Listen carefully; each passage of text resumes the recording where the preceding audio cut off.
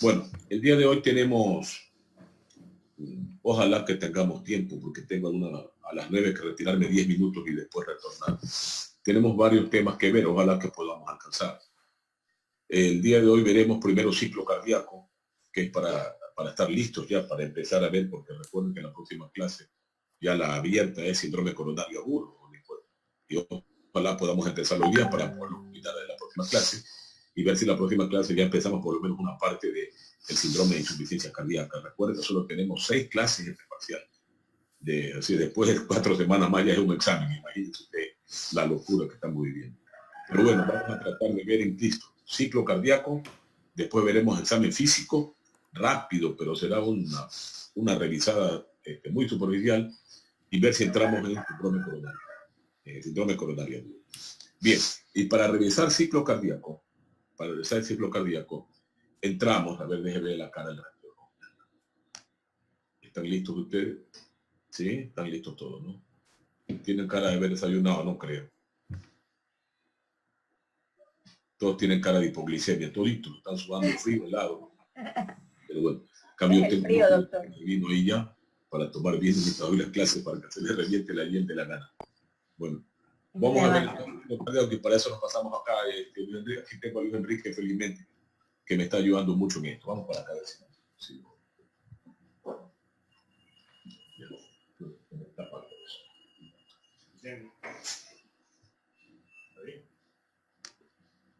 Ahí está. Ahí está. Ahí está. ¿Sí se ve la pizarra, por favor? ¿Sí se ve? Sí, doctor. Sí, perfecto. Bien. Vamos a ver entonces, mire, para el estudio de ciclo cardíaco, para que se entiendan bien de dónde vienen los ruidos y el ciclo, utilizamos nosotros un método un poco antiguo, ya no se usa en cardiología, pero para poder comprender esto es muy útil. Todo el mundo recuerda seguramente, bueno, que no sé, porque ustedes han sido aniñados, pero nosotros en la escuela, que en nuestra época todavía, los profesores enviaban a los alumnos que no estudiaban o no llevaban los deberes al famoso cuarto oscuro. El cuarto oscuro es el sitio donde íbamos todos los vagos. Yo era cliente del cuarto oscuro. No llevaban los deberes al cuarto oscuro. Ahí nos encontramos todos los vagos llorando.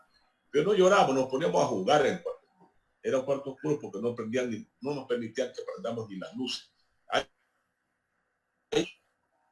Y ni sabíamos lo que ocurría afuera. Ahí nos tenían 2, 3 horas. Imagínense cuando salíamos del cuarto oscuro, ya la luz, no veíamos a lo que estábamos midriáticos ahí de un cuarto oscuro. Ahí nos encontrábamos siempre. ¿Por qué les conversé esto? Porque el laboratorio de se llama fonomecano, cardiografía. Era un laboratorio de registros gráficos de la actividad mecánica del corazón. Recuerden que la electrocardiografía es el registro gráfico de la actividad eléctrica del corazón. Ya veremos, ¿verdad? Todo lo que el sistema especializado genera se grafica en un trazado. La fonomecano era un cuarto cerrado, un cuarto totalmente hermético, donde no se permitía que entre ningún ruido de afuera, totalmente cerrado. Yo lo alcancé todavía en la Universidad Autónoma de Barcelona, teníamos 2 laboratorios de fonomecano. Ahí nos metían a los estudiantes y nos daban una campanota, pero de este porte así, que era, imagínense, para ponerle en el pecho del paciente y unos audífonos ahí que nos permitía escuchar hasta cuando las cuerdas tendinosas estornudaban, nos permitía escuchar cuando las válvulas se estiraban, bueno, una cosa impresionante. Pero evidentemente que ese tipo de laboratorio no tenía perspectiva ni futuro, ¿no? ¿Quién iba a andar con esa campanota como de 10 centímetros que se pegaba como una ventosa en el tórax ahí para escuchar todos los ruidos? Porque los hospitales son los lugares donde más ruido hay. Gritan los pacientes, las enfermeras, los médicos, todo el mundo se ríe, carcajadas, por lo tanto, hay que aprender a escuchar en medio de un montón de ruidos adventicios que se originan diariamente en los hospitales. Pero no sirvió mucho el fono para entender exactamente lo que por lo menos yo no entendía, y ya era médico internista y no entendía qué pasaba, cómo se originaban los ruidos cardíacos, qué diablo esto era del ciclo cardíaco. Me habían indicado, por ejemplo, en semiología, lo que ustedes ya van a recordar ahora, pero que realmente es otra la realidad. Y eso vamos a aplicar aquí. Y para el fono mecánico, utilizamos, bueno, se verán los ruidos, ¿no? El primer ruido.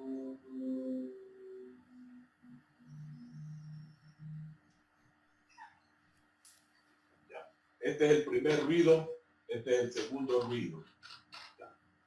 Entonces, entre el primer ruido y el segundo ruido cardíaco. El primer ruido cardíaco, el primero, recuerden, la famosa monosílaba loop dub que dicen en semioría los profesores prácticos. ¿Ya? Loop dub, que es más corto que el segundo, pero más intenso, que se lo escucha más en la punta, ya saben ustedes todo eso. Y el segundo ruido se lo aprecia mejor en los focos de la base. Ya veremos todos esos focos rapiditos también aquí de la computación. El primer ruido cardíaco. A ver, primero vamos a preguntar primerito a la señorita Ashley. Ashley, a ver Ashley. Mírame Ashley. Te pregunto, ¿qué te enseñaron a ti? ¿Cuántos ruidos cardíacos existen o genera el corazón? ¿Cuántos ruidos cardíacos genera normalmente el corazón? 2. 2. Karen, señorita Karen. Karen no puede ir al campo, se la lleva el duende con ese cabello largo. ¿Ah? ¿Sí Buenos días, doctor. ¿Ha escuchado usted la historia del duende del campo, doctora? ¿Sí ha escuchado? ¿Ha escuchado, Giancarlo? Se las lleva el duende por la zona de Yaguachi, por ahí anda sin fe. Sí, y a los 9 meses le devuelve a la casa. Qué degenerado. O eres de pelo largo y ojos negros. Las velludas también. 2 de la mañana se la lleva. Cuidado, ande con un escapulario usted cuando vaya al campo. A ver, ¿cuántos ruidos cardíacos normalmente genera el corazón? Doctor, normalmente son 2, pero puede presentarse... Pero es Karen, usted es Jessica. Yo le pregunté a Karen. Ay. ¿Sí? Doctor, normalmente es 2 ruidos. ¿Cuántos? 3. 2 ruidos normalmente. 3 ruidos. 2 ruidos, ¿sí me A escucha? ver, ¿tú qué opinas, Jessica? Ahora sí. Normalmente son 2, pero puede presentarse un tercer ruido fisiológico en embarazadas o en niños, que es el rápido, me parece, pero puede ser fisiológico. A ver, Freddy, ¿tú qué opinas? Rápido, vamos rápido, que esto es conocido, imagínense, esto es básico, sino ¿cómo diablos vamos a ir a estudiar patología cardíaca? Ya vamos a ver síndrome coronario agudo. Tenemos que saber esto. ¿Cuántos ruidos fisiológicamente se originan en el corazón? Por favor. 4. Hola. 4. Normalmente 4. 4. Pero nunca deben ocultarse más que 2. No que los niños mentira, por favor. Si usted oculta el tercero y cuarto ruido es que algo está pasando en ese corazón.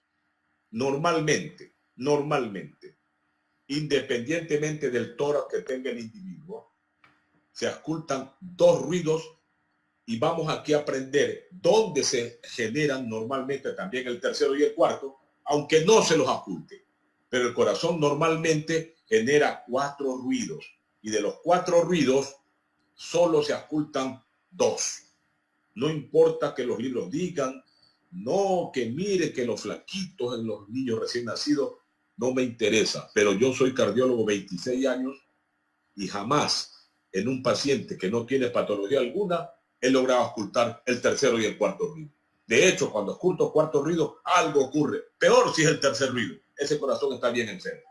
¿Está claro esto, por favor? ¿Ah? Quede bien claro. Vamos a ver entonces cuáles son los componentes del primer ruido cardíaco. ¿Cómo te enseñaron a ti, Charlie? ¿Cómo te llamas Carlos mejor, hombre? Digo yo, ¿no? A ver, Charlie. Buenos días, doctor.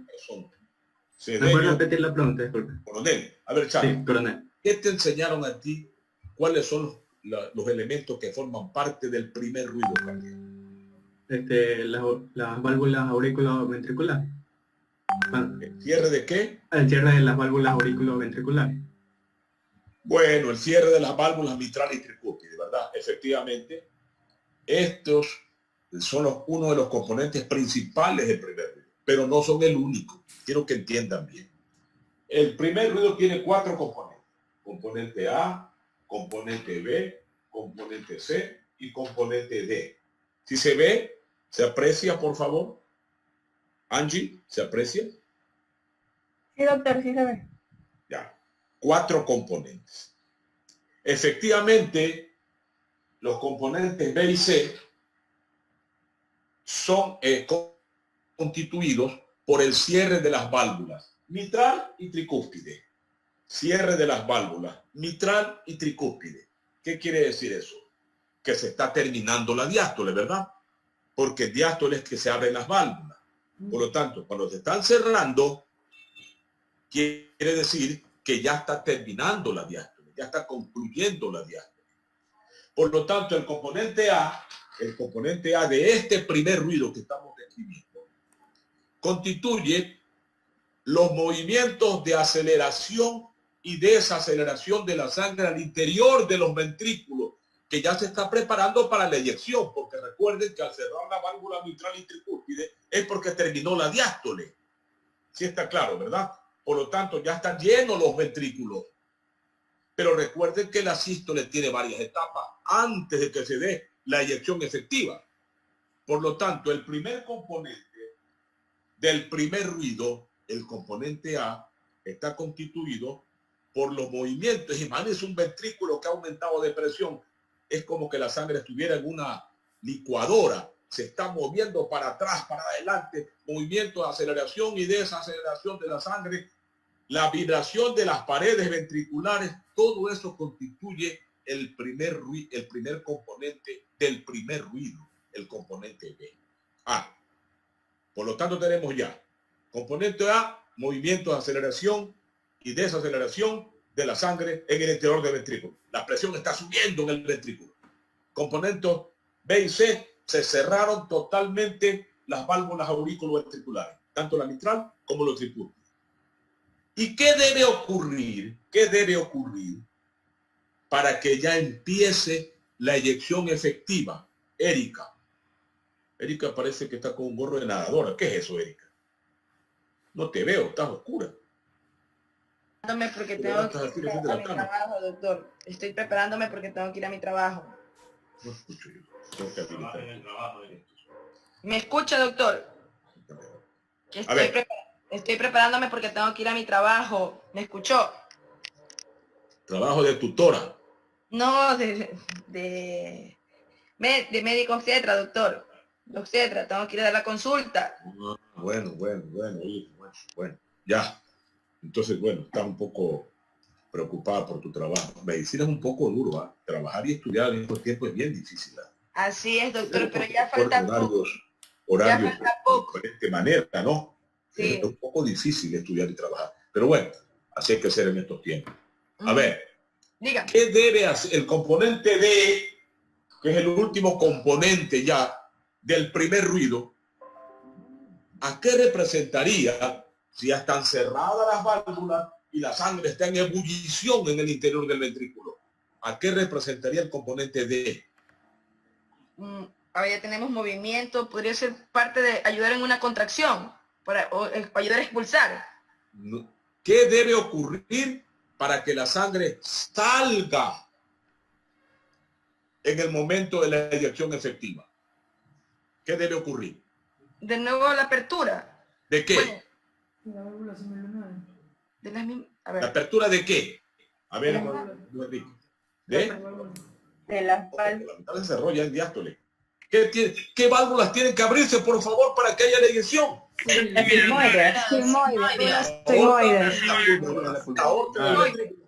la pulmonar en el ventrículo derecho. Tiene que vencer la presión. Y ya la presión estaba aumentada en los ventrículos, ¿verdad? Así dijimos. Componente A, movimientos de ebullición de la sangre. Aceleración, desaceleración. Por eso que las diástoles tienen, recuerden, varias etapas. ¿Ya? La etapa de cuando la sangre sale es la eyección efectiva. Por lo tanto, el componente D del primer ruido corresponde a la apertura de las válvulas sigmoideas. Aquí, apertura. Este D es la apertura de las válvulas. La aorta en el ventrículo izquierdo y la pulmonar en el ventrículo derecho, porque recuerden que el movimiento eyectivo es al mismo tiempo en ambos lugares. Sí está claro, ¿verdad? A ver, veo otros rostros por acá, porque yo... Otros rostros. Acá está Marco, Karen, está Jessica, está Diana, Asley, Leighton, Diego tipo glicémico ahí, Juan Carlos, la señorita Allison también. ¿Quién tomó café en este grupo? A ver, alce la mano. 1, solo 3. ¿Y el resto no tomó café? O sea que su mamá no se levantó a hacerles el café, por eso es que no toman. Yo tomé juguito, no café. ¿Ah? A ver, ¿qué justificación tiene usted, señorita Belén? María Belén, ¿por qué no tomó café? Porque no tenía gas. No había gas. No había café en la alacena, ¿no? Porque los seres humanos somos expertos en justificarnos, ¿ah? No me gusta, por último, dicen algunos, ¿ah? Por último, ¿ah? Señora, ¿me está escuchando por ahí? Mamá de Karen, ¿no le va a hacer el café a esta señorita cuando se vaya de ahí, ¿ah? Qué haraganes que son ustedes, por Dios. Paola, ¿tomaste café tú? ¿Qué vas a tomar con esa cara de un hematócrito de 20? Carlos, ¿tomaste café tú? ¿Qué vas a tomar, hombre? Si te veo que no puedes ni con la perilla de la computadora, hombre. Verónica, ¿tomaste café tú? No, ok. Pero ese sí es light, ¿eh? Es un sí bien light. Quiere decir que te necesitas un moriscón o un guineo por ahí y ya está el café. A ver, aquí viene la pregunta más difícil. ¿Quién se bañó? Yo me voy a dar la vuelta y miro a ver quién levanta la mano. A ver. ¿Quién se bañó? ¿Te das cuenta, Luis Enrique, tus compañeros? Míralo. Dos nomás se bañaron. No les da vergüenza. Ahí viene la justificación. Estaba frío el agua, pues. Se fue la luz. Parecen franceses ustedes, ¿eh? Dicen que bañar envejece. Francia en verano tiene que respirar por la boca, porque los colores son los 20 golpes, ahí terrible. ¿Ah? ¿Qué doctor? ¿Que bañarse envejece? Por bañarnos aunque estemos en el polo. Ya van a ver, la próxima clase pongo 0 que no se bañaron. Qué desgracia. Tener que y 10 puntos a los que ya nos bañamos, pues, doctor. A ver, ¿quién? 10 ¿Quién puntos. dice por ahí algo que el jabón estaba caro? ¿Quién dijo por ahí algo? No, me bañé hace una semana. ¿Quién fue? 10 puntos para el que se bañó. Estos estudiantes sí que son terribles. Muy bien, jóvenes, muy bien. Vamos a ver la clase francesa entonces el día de hoy. Bueno, perfecto. ¿Qué? No le da vergüenza, por Dios. Y de este grupo de acá, ¿quién se bañó? A los otros ya los vi. De este grupo, ¿quién se bañó?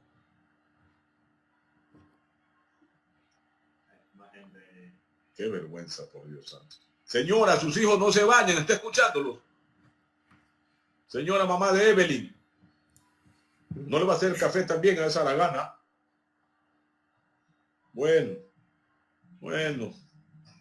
Yo creo que es negocio, por eso veo, ya que brindó la doctora, voy a brindar un poco de vino. Salud, para que se les haga agua a la boca. Bien. Ya tenemos entonces los 4 componentes del primer ruido. Movimientos, aceleración y desaceleración de la sangre antes la eyección efectiva, cierre de las válvulas mitral y tricúspide, concluyó totalmente la diástole, y el D, para que salga la sangre a 1 metro por segundo, recuerden, tienen que abrirse las válvulas aórticas en el ventrículo izquierdo y la pulmonar en el ventrículo derecho. ¿Está claro, Charlie? ¿Sí? Este es el primer ruido, que se lo escucha de manera más nítida en la punta del corazón.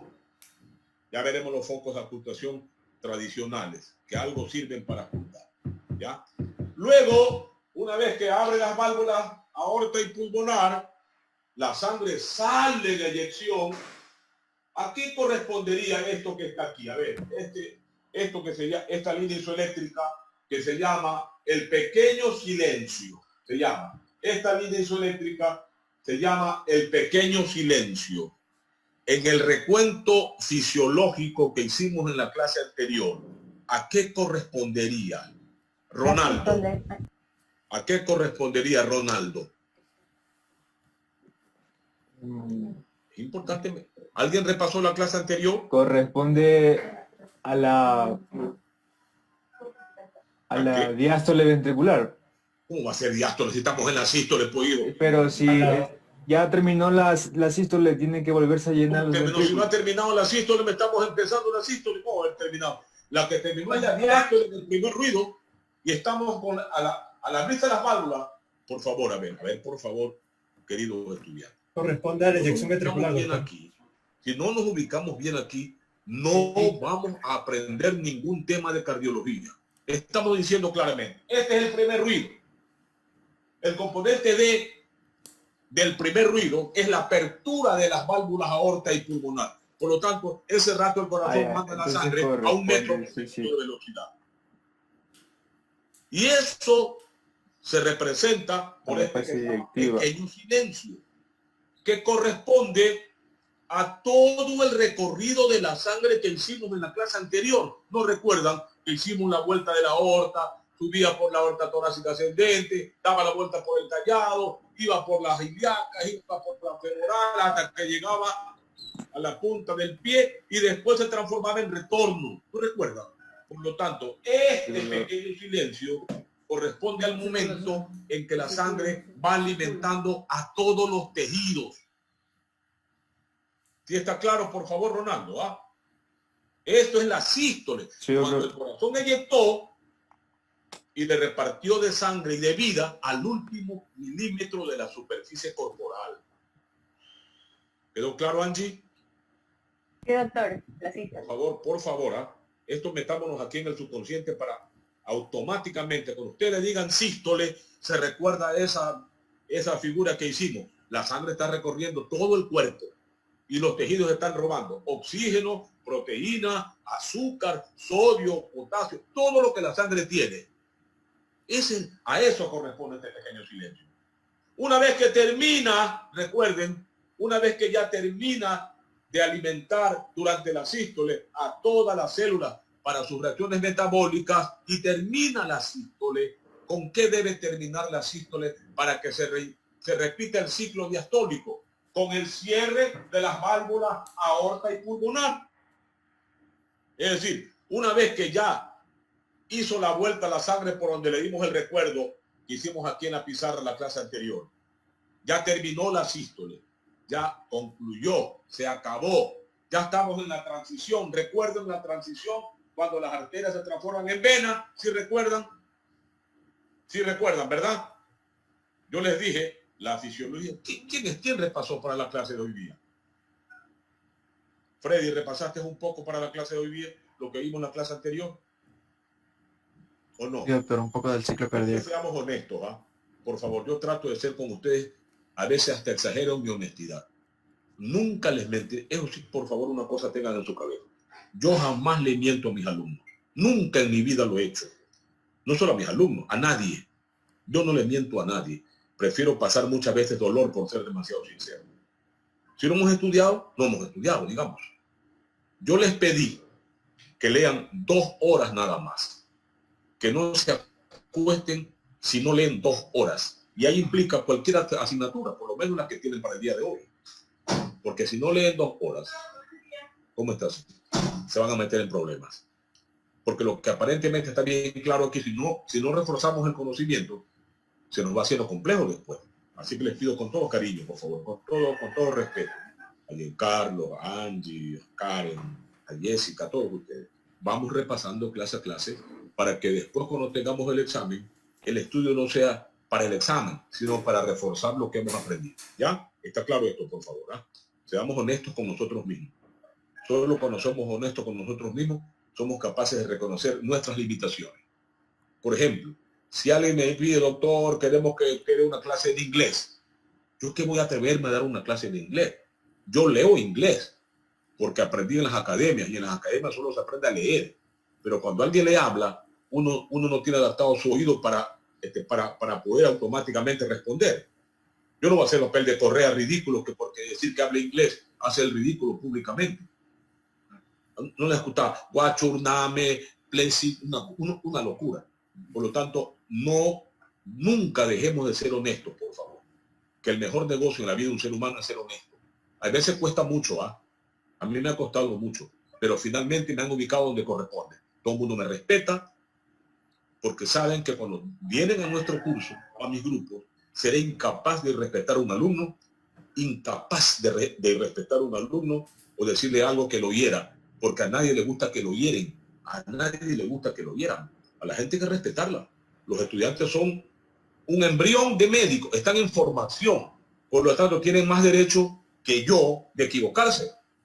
Yo no es que no me equivoco, pero tengo la obligación de equivocarme menos porque tengo más de 30 años en esto. ¿Ya? Pero no es porque soy más inteligente, ¿ya? Ni mucho menos.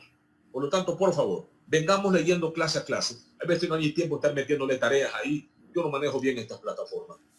Hago un esfuerzo a través de sus estudiantes que me ayudan, sus compañeros, para venir a estar frente a ustedes. Pero vamos estudiando, vamos esforzándonos, que yo lo dije al comienzo de la clase. Solo el que se sacrifica se le abren las puertas.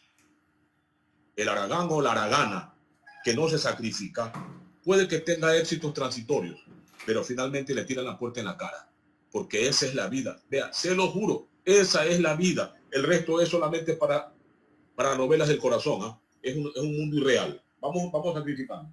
Entonces les decía, este es el pequeño silencio, el momento en que la sangre va dando la vuelta por todo lo que vimos. Terminó la sístole con el cierre de la válvula aorta y pulmonar. Por lo tanto, sístole es primer ruido, según el pequeño silencio y el segundo ruido. Todo eso es sístole, ¿se dan cuenta? Antes pensábamos que el segundo ruido era diástole. No. Esto es primer ruido. Esto es, sístole. Primer ruido, pequeño silencio y el segundo ruido. Terminó la sístole. Se cerraron las válvulas ventriculares en el primer ruido y se cierran las válvulas sigmoides, aorta y pulmonar en el segundo ruido. Todo eso existe.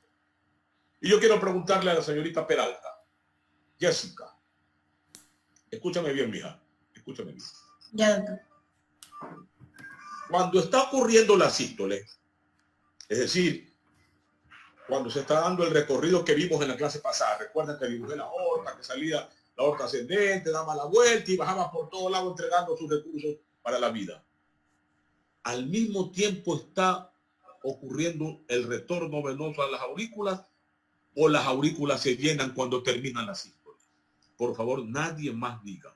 Son preguntas de razonamiento. Así son las preguntas de examen que yo tomo. Y son las preguntas que le van a tomar en el examen de habilitación. Aquí uno espere que les diga cuánto mide la aurícula, eso no se pregunta ya. La diástole empieza cuando se empieza a inyectarse la sangre hacia la aorta. Entonces empieza a haber una relajación ventricular y empieza a haber empieza de nuevo... Mi pregunta fue clara. A ver, escúchame, mija, mi pregunta fue clara.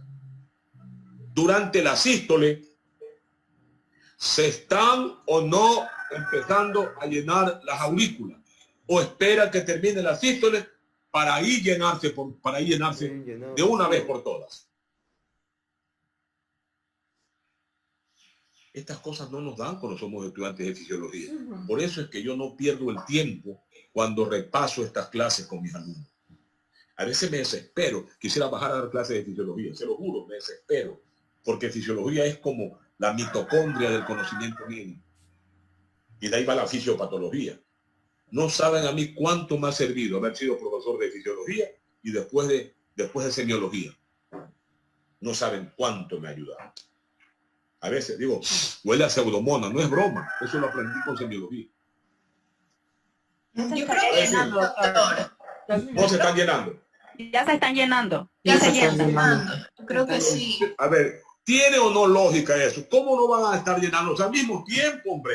Si cuando la sangre está recorriendo los tejidos y llevándose el oxígeno, las proteínas para vivir, al mismo tiempo está retornando. Por lo tanto, la sangre retorna al mismo tiempo a las aurículas. ¿Ya? Por lo tanto, las aurículas durante la sístole van acumulando sangre en su interior. Por lo tanto, la presión al interior de las aurículas va aumentando paulatinamente. Cuando ya termina la sístole, es decir, cuando ya se cierran las válvulas aorta y pulmonar, la presión de las aurículas es tal que vence a la presión que están los ventrículos vacíos, los semivacíos porque ya llegaron. ¿Qué debe ocurrir por eso para que empiece la diástole? A ver, Carlos Joel. ¿Qué debe ocurrir entonces? Vean que es lógica. ¿Ah?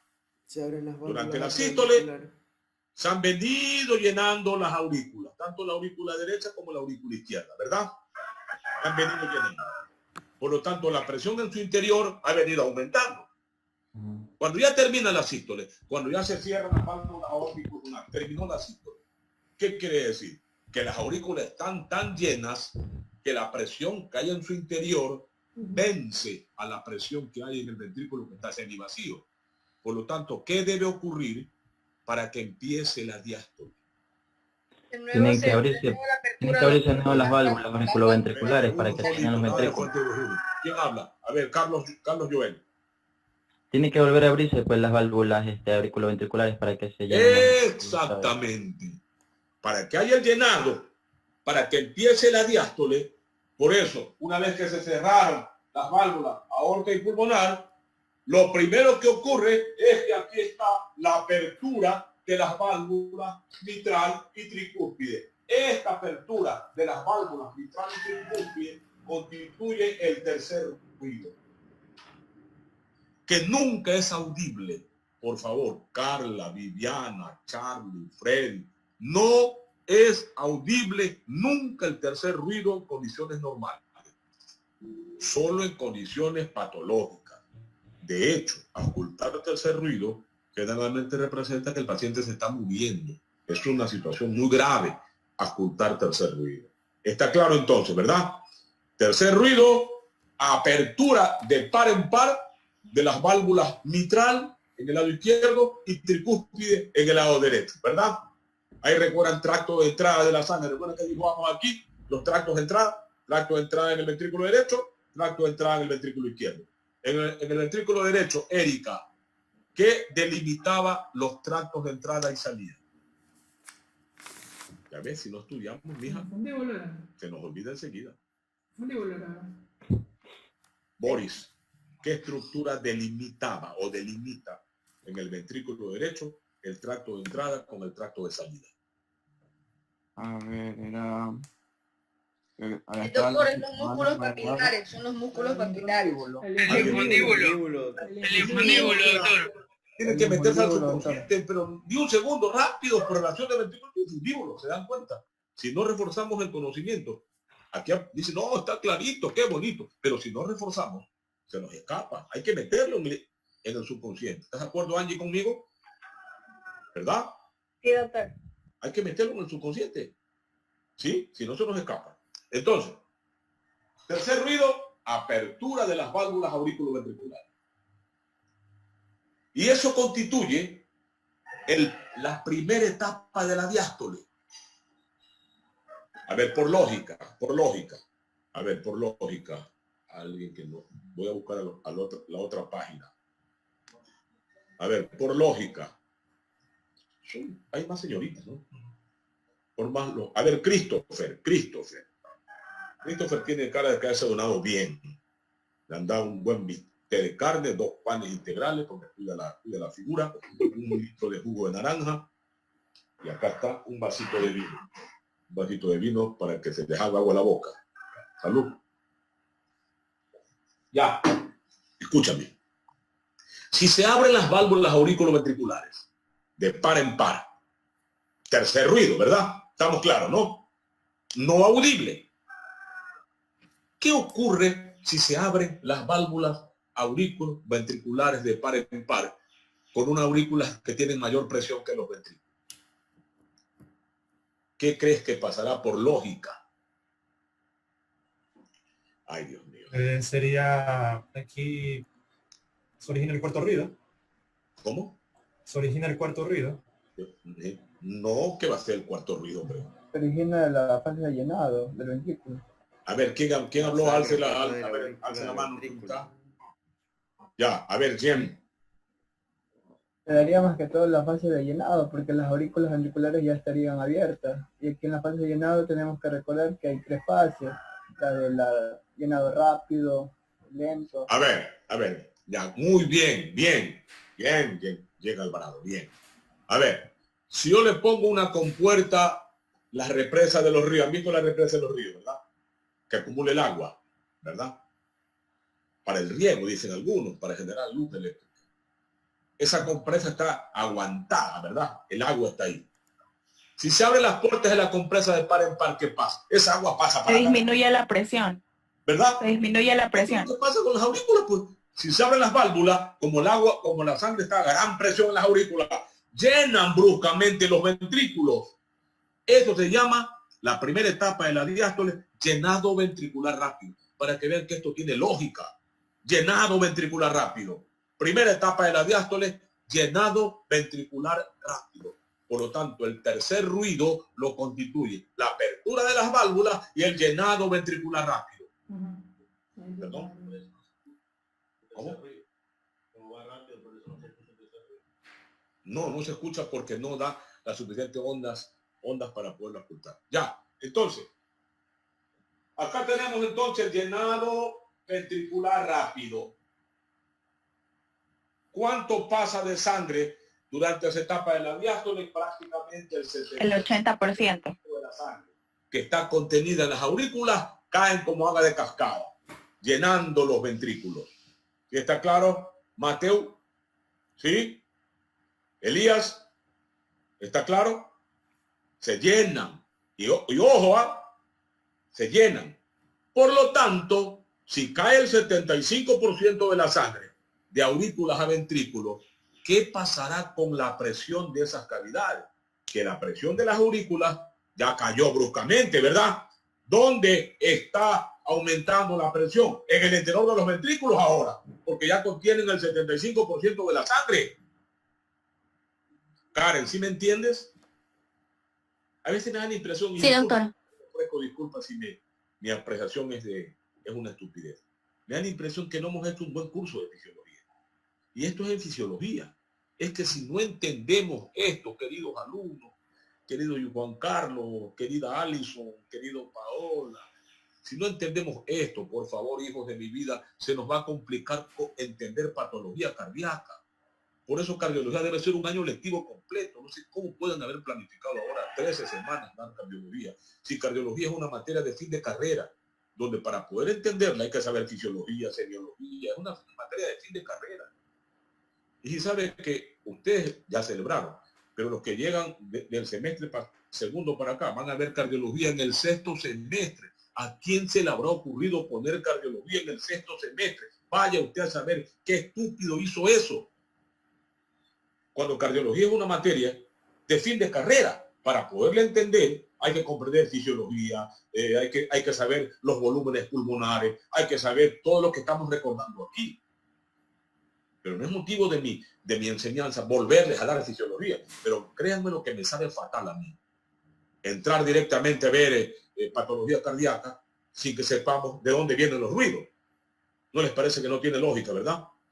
Hay que hacer un repaso por lo menos de un par de clasecitas y ahí ver qué se va entendiendo. Entonces, cuando termina la primera etapa de la diástole, ya pasó el 75% de la sangre de aurículas a ventrículos. Por lo tanto, ya la presión de los ventrículos empieza a ser superior a la presión que hay en las aurículas, que ya ahora solo contienen el 20 al 25% de la sangre que tenían. Sí está claro, ¿verdad? Ya. De ahí viene la etapa intermedia de la diástole. Acá está la etapa intermedia de la diástole. Esta etapa intermedia, que se llama mesodiástole o diástasis, mesodiástole o diástasis, es una etapa donde pasa poca sangre de aurículas a ventrículos. Recuerden que ya los ventrículos están empezando a tener una presión mayor que las aurículas. Por lo tanto, aquí no pasa ni el 5% de la sangre que está contenida en las aurículas, porque ya, insisto, los ventrículos tienen más volumen de sangre, por lo tanto su presión ya es superior. Sí está claro, ¿verdad? Por eso, la etapa intermedia de la diástole se llama diástasis. Y finalmente, la última etapa de la diástole, la telediástole, la última etapa de la diástole. Aquí quiero esta pregunta de lógica, solo para alumnos del doctor Morán, porque son los mejores. Yo no estoy a nadie adulando, sencillamente porque yo ya me enteré que para poder ir a los grupos, la gente escoge en función de sus notas. Así es, ¿verdad? Así es, ¿verdad? Por lo tanto, acá el cupo de alumnos para mis grupos se terminó a los 2 días, ya no había cupo para acá. Ya no había. Y esa fue la explicación que me dio la secretaria. Doctor, es que todo el mundo quiere ir ahí. Y dieron 7 a mí, 1 a otro y 3 a otro, cometiendo una injusticia conmigo. Yo no puedo manejar 7 grupos. No es justo que habiendo 3 profesores, lo normal era que nos den a cada uno 4 grupos. Eso era lo normal. Pero ocurre que me dan 7 a mí. Imagínense, hay un profesor que tiene un solo grupo y otro profesor que tiene 3 grupos o 4 grupos, creo que tiene. No recuerdo bien. No lo digo por ustedes, porque a mí me encanta esto, pero no es justo, porque si fueran 4 grupos, planificamos de otra manera para ver alguna práctica, aunque sea. Pero con 7 grupos, ¿dónde meto 280 alumnos en mi laboratorio? No es tan fácil esto. No es tan fácil. Viene esta pregunta entonces para los mejores. Ustedes son los mejores. Ya les dije yo en clase pasada y no me canso de decirlo. En las últimas 6 o 7 promociones, yo he tenido 5 premios contentas de alumnos míos. 5 premios contentas, que son motivo de mi orgullo. Mariusi Bermúdez, que está en España haciendo residencia de cardiocirugía. Jessica Navas, que está en Nueva Jersey haciendo también residencia de cardiocirugía. A todos los he inducido que sean cardiólogos. Está Jimena Romero, que está en Argentina haciendo cardiología hemodinámica. Premio contenta. Douglas Barberán, haber sido profesor de ustedes a la final. Premio contenta, fue alumno mío de semiología. El doctor Cristian Esparza, que es profesor de medicina interna. Accesia Contenta, brillante profesor, fue alumno mío también. Y por último, el último premio contenta que tuve es a este chico Litardo, Andrés Litardo, que recién llegó de México haciendo endocrinología. Fueron mis alumnos. Ese es motivo de mi orgullo. Yo me siento orgulloso también de mis alumnos. Ojalá que ustedes estén orgullosos de mí. Yo me siento orgulloso de ustedes, porque acá están los mejores. Los mejores. Acá no vienen los que tienen baja nota. Y esta pregunta va para ellos, para los mejores. En la última etapa de la diástole, cuando ya los ventrículos tienen una presión superior porque ya pasó el 80% de la sangre a su cavidad. A Analí y Casa, que se ve muy elegante, ha desayunado muy bien la mamá. La hizo levantar a la mamá a las 5 de la mañana. Ya le voy a preguntar a tu mamá. Ya le voy a preguntar. Analí. ¿Qué debe hacer la aurícula o las aurículas para terminar de llenar los ventrículos? Contraerse. Y terminar la diástole. Tema de examen. O sea, al momento, en la última etapa de la diástole es cuando las aurículas se contraen y mandan el último. Eso, mija. Tienen que contraerse porque ya no pueden llenarla de manera pasiva. No es que ya la presión de los ventrículos es superior. Entonces, ¿qué tienen que hacer las aurículas? Contraerse para terminar para que pase el resto del 20% de la sangre que estaba todavía en sus paredes, en su cavidad auricular. Esta contracción auricular fisiológica constituye lo que se llama el cuarto ruido.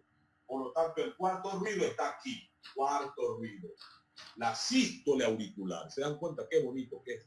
Ciclo cardíaco. ¿Ah? Seguramente lo han visto ahora de una manera no ortodoxa tampoco, pero creo que así se la entiende mejor. ¿Ya? ¿Está claro, Diego? ¿Sí? ¿Está claro? ¿Tienes apagado tu micrófono? Sí, doctor. Bueno, sí está claro, ¿no? Sí. Verónica. Clarísimo. ¿Está claro esto? Sí, doctor. ¿No hay ninguna duda? ¿Qué manera de costarle de hablar a estos muchachos? A la edad de ustedes uno habla... No hay duda, doctor. ¿Qué manera? Bueno, ya. Entonces, diástole, gran silencio. Gran silencio. Diástole solo es el gran silencio. Acá tenemos sístole, primer ruido, pequeño silencio, cierre de las válvulas aórticas y pulmonar. Diástole, tercer ruido, llenado ventricular rápido, diástasis y cuarto ruido, gran silencio. Por lo tanto, acá diástole, gran silencio.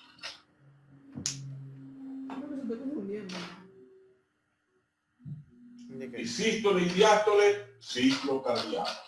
Miren qué belleza. El que aprendió hoy día no se va a olvidar nunca si esta noche repasa. Y automáticamente tiene en su cabeza metido esto ya. Automáticamente. Para ver valvulopatías, Marilia, es imposible si no dominas ciclo cardíaco. ¿Cómo vamos a saber cuándo es la estenosis mitral? ¿Cómo vamos a saber cuándo es la insuficiencia aórtica si no manejamos esto? ¿Sí está claro, por favor? Ya.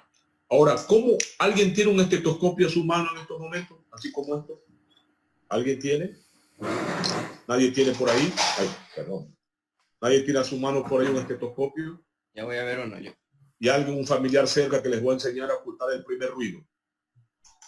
Miren que esto que es práctico, vamos a tener. Que saquen a la mamá, al papá, al hermano o a alguien. Y vamos a hacer práctica del primer ruido. Llamen un voluntario en estos momentos por ahí.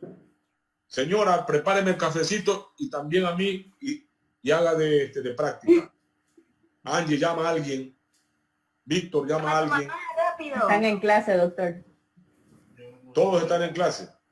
¿Ustedes Sí. dónde están? ¿En su casa o están en el parque? ¿Dónde están? Estoy solo. ¿Dónde están? Estoy solo. Nadie está acompañado de algún familiar por ahí. Solo mi perrito, doctor. Están en la cama todavía. Aquí estamos, doctor. A ver, ¿tienes a alguien ahí? Sí. Yandri, Yodandri. Sí. Yodrani, ¿no? Yodrani. ¿Alguien está a tu lado? Mi hermano. Ya, ¿cómo se oculta? Vamos a ponerlo aquí a Luis Enrique. Quiero que aprendan a identificar primer ruido, que a veces uno no sabe dónde diablos está el primer ruido. Y oculta, y cuando enseñan semiología, que el loop, dice cuánto más lo que se enreda uno. Y esto no es nada. Usted para ocultar primer ruido, primero palpe el pulso carotidio. Todo el mundo toca ese pulso carotidio que está bajo su ángulo maxilar, por favor. A ver, tóquense, tócate Luis Enrique, acá. Ahí está. Si acá está su ángulo maxilar, abajito está el pulso carotidio. ¿Te tocaste, Freddy? ¿Ah? Ahí está. Si lo hacen con 2 dedos es mejor, porque a veces con un dedo están tocando su capilaridad. ¿Ah? Con 2 dedos. Ahí está el pulso carotidio. Una vez que localizan el pulso carotidio, auscultan al paciente. Lo auscultan. Lo auscultan. El sonido que usted escuche coincidente con el latido que palpa, ese es el primer ruido, por favor. ¿Sí está claro? Ya. El sonido que usted... A ver, vamos ahí. Buenos días, señora. Buenos días. A ver, vamos. Ya le palpó. Muy bien, gracias. ¿Le palpó el ruido carotidio? Erika. Tiene apagado el micrófono. Sí, ¿Tienes apagado el micrófono? Erika. Ya, listo. Pálpele, por favor, el primer ruido. Imagínense, esto va al mundo, cómo tenemos que dar clases. Qué terrible. Pero bueno, así es. Vamos adaptándonos a lo que podamos. Lo importante es la universidad. Cualquier mamarracho que pase por la universidad no nos interesa. Nos interesa la universidad. A ver, también está Yodrani. ¿Estás con un familiar? El hermano Se escucha, sí. A tu hermano también está ahí estudiando. Ya, tócale el pulso debajo del ángulo maxilar, por favor, hijo. ¿Si lo estás tocando bien? Ya. Sí. Auscúltalo ahora. El primer ruido que tú escuches con tu estetoscopio, que coincide con el latido que palpes, ese es el primer ruido. Por lo tanto, si usted ausculta un soplo que coincide con el latido que palpa, el soplo entonces es sistólico. Recuerden. ¿Se dan cuenta que esto a veces uno sabe? Y a mí me da risa que a veces en psicología el soplo aparece proto, meso, diastólico. ¿Qué proto, meso? ¿Qué más puede escuchar? ¿En qué momento del ciclo hay, hombre? Aquí tenemos que ubicarnos por lo menos en qué momento del ciclo cardíaco está el soplo. No importa. No, está en la diástasis, doctor. ¿Qué diástasis? Primero ubíquense cuando es sistólico. Lo que sobra es diastólico, punto. Por lo tanto, si el soplo no coincide con el latido que palpó, no es sistólico, será diastólico. ¿Está claro, Víctor? ¿Auscultaste? A ver, auscúltalo. Ahí está haciendo práctica Yodrani. ¿Sí lo ven, no?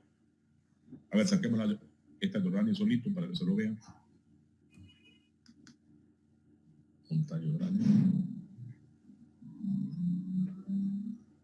A ver, a Yodrani saquémoslo. ¿Dónde está? Ahí está. Ya, vamos. Está congelado. No, está moviéndose. Bien, ¿escucharon? Bien. Perfecto, ¿no? Bien, bien. Vamos ahora a hacer un momento. Acá estoy yo. Vamos, ya, muchas gracias. Bien, por favor, ahora vez que termine la clase, háganlo con su papá, con su mamá, con sus hermanos, con su novia, con su novio. Aprendan a identificar el primer ruido. ¿Ah? Aprendan. Lo que sobra es segundo ruido. ¿Ah? ¿Se dan cuenta? El primer ruido es más intenso, más corto, se le oculta en la punta y más aún el decúbito lateral izquierdo. ¿Sí? Sí está claro, ¿verdad? ¿Sí? Hazle. Si ustedes escuchan un soplo y uno no sabe dónde está, hagan esta maniobra. Si ese soplo coincide con el latido que palpo, ese es histórico. Punto. Se acabó. Con eso no se van a perder nunca. Doctor, una pregunta.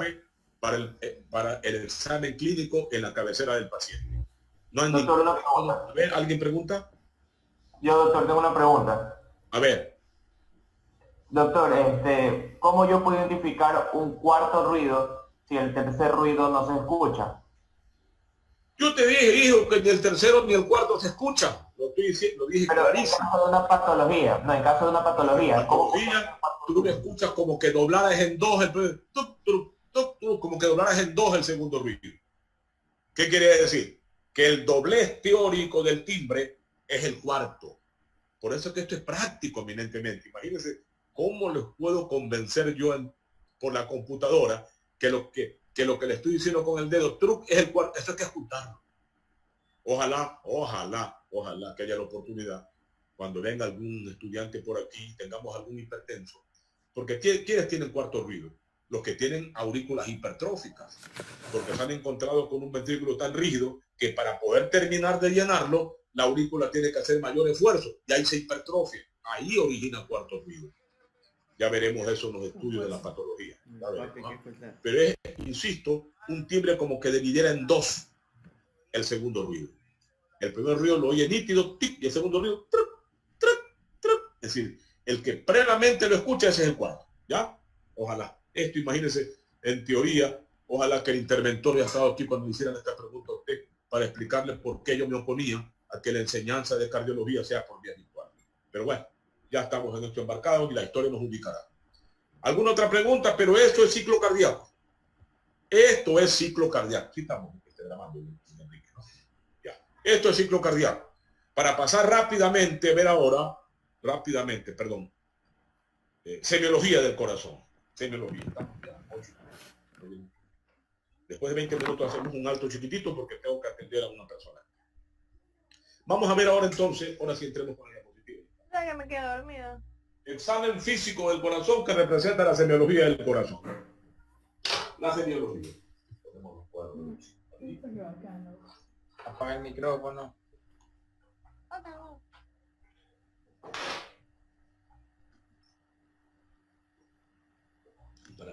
Para poder adelantar o retrasar. Oye, el micrófono. Ahí, ya, correcto. Vamos a hacerlo un poquito más grande. Y si... Salud, un poquito de vino tinto. Mateo, salud. Vino tinto de mi tierra. Termino humo aquí después de la clase. Salud, doctor, salud. Muchas gracias. Falta nomás las olivas. Salud, doctor, salud. ¿Te le gusta el vino, doctora? Sí, por supuesto. Después una... ¿Te gusta el vino? Yodrani, ¿te gusta el vino? ¿Les gusta el alcohol? Sí. Un vinito tinto, Yodrani, para que te rejuvenezca ese corazón, pero parece que lo tienes viejo ya, hombre, diabla. Bien, hombre. Alégrense, muchachos, estamos aprendiendo medicina, hombre. Es un buen bajativo el vino. Yo respeto todas, por distintas las profesiones, pero medicina es única. ¿Sí o no? Medicina es única, hombre. Todo es bonito. Desde el más humilde albañil juega un papel importante en la sociedad. El humilde taxista, el que recoge la basura, son fundamentales para nuestra vida. Pero medicina es medicina. Es la que devuelve la salud a los que están en peligro de morir. Nada más ni nada menos, ¿se dan cuenta? Por lo tanto, yo tengo mi criterio personal sobre qué es estudiar medicina. Nos da la oportunidad de devolverles la salud a las personas que están en peligro de morir. Y habrá algo más valioso que la vida. Nada, ¿verdad? Absolutamente nada. Bien. Vamos rápidamente. Disculpen esto porque esto yo lo veía en tres o cuatro clases, estas 2 clases que vamos a ver. Un poco la semiología del corazón, pero yendo a vuelo de pájaro, ¿eh? Yendo a vuelo de pájaro. No, ya estuvieron ustedes en semiología, creo que en cuarto semestre habrá sido, ¿no? Me imagino que habrán visto, cuarto, quinto semestre, tienen que haber visto ya semiología, con todo lo que significa pues, el examen físico, la interrogación, la anamnesis, etcétera, etcétera. Recuerden que un paciente que viene a la consulta nuestra, viene quejándose de signos y síntomas, ¿no? Perdón, de síntomas, porque los signos se los vemos nosotros. Él viene a decirnos, me ahogo, se me hinchan las piernas, me duele el pecho, me canso para caminar, me da mareo, me zumban los oídos. Bueno, cualquiera de estos síntomas, el paciente viene a la consulta. Y nosotros tenemos que tener la habilidad de unir los datos que nos da para sospechar diagnósticos. Y en el examen físico tratamos de lo que nos cuenta el paciente, sumar para un diagnóstico y equivocarnos menos. Vean que el asunto, siempre utilizo esta palabra yo, para equivocarnos menos. Por favor, si alguien frente a usted está tratando de autoalabarse como que conoce todo, húyanle. Ese es mediocre.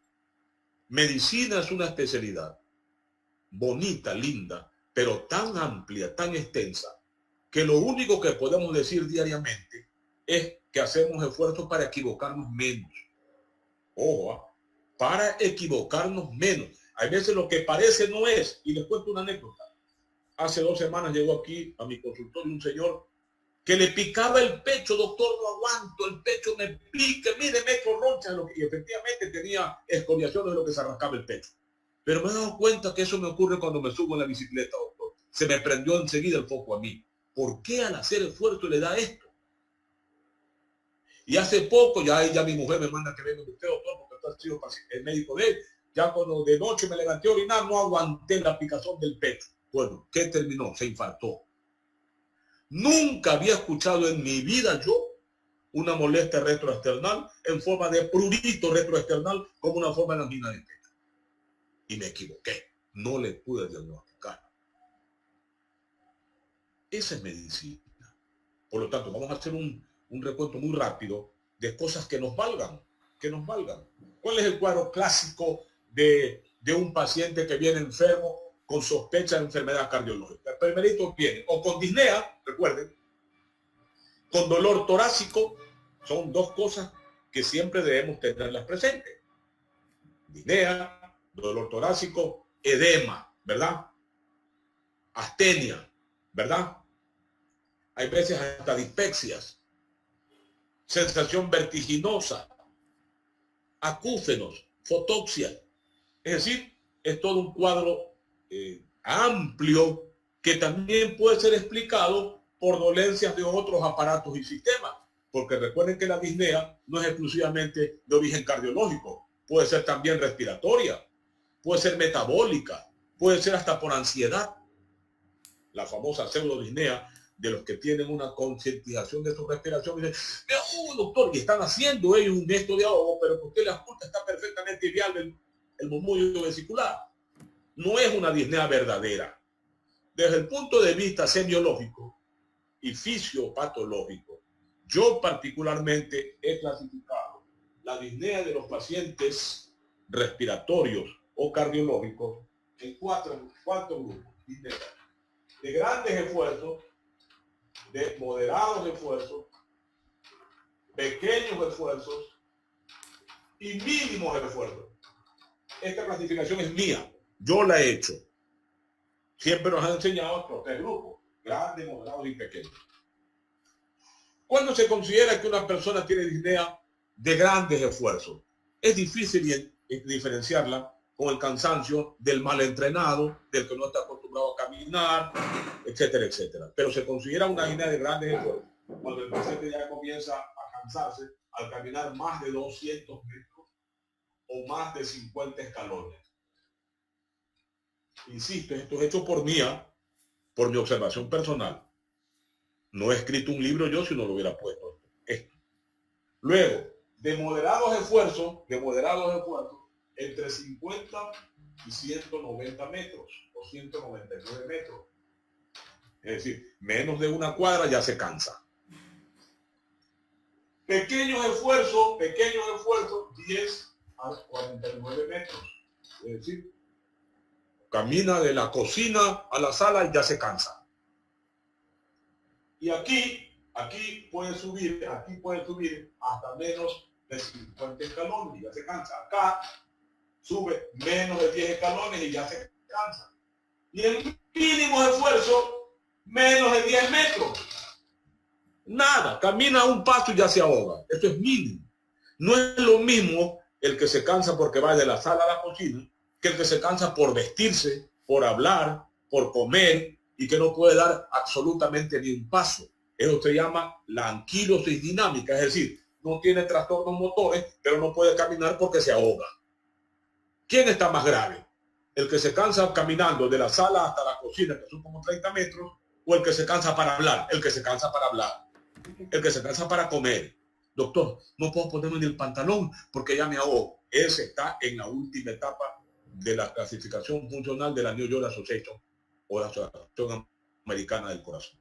Ya veremos esa relación cuando estudiemos insuficiencia cardíaca. Ya. Esto un poquito como para recordarles lo que ustedes ya han visto. Porque la disnea, ya vimos la razón en la clase anterior, por qué se ahoga un paciente cardiópata. ¿Te acuerdas, Angie? ¿Sí? Ya vimos en la clase anterior de membrana respiratoria. Una cosita pequeña nomás. Felizmente la queda grabada la clase, ¿no?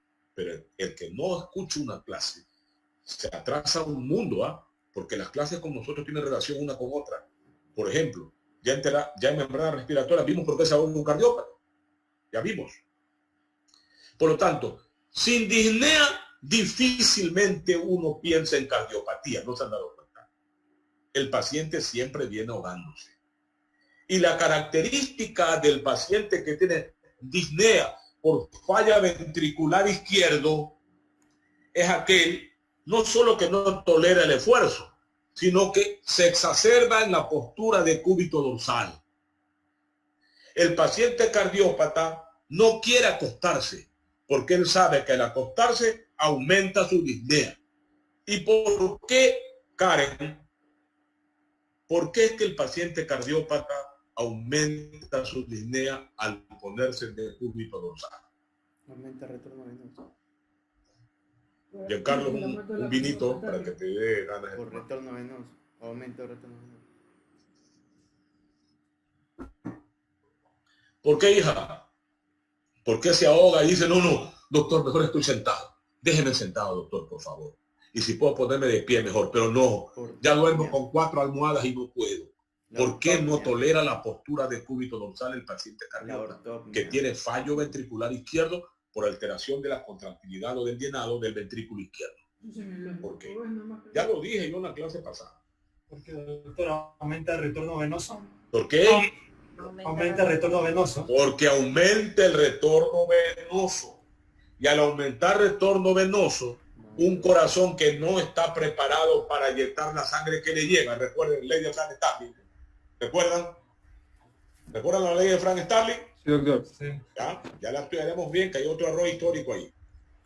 Como no puede, al aumentar retorno venoso, aumenta la presión del ventrículo izquierdo, se transmite esa presión hacia la aurícula izquierda y de la aurícula izquierda al retorno venoso pulmonar y al extremo arterial del capilar pulmonar.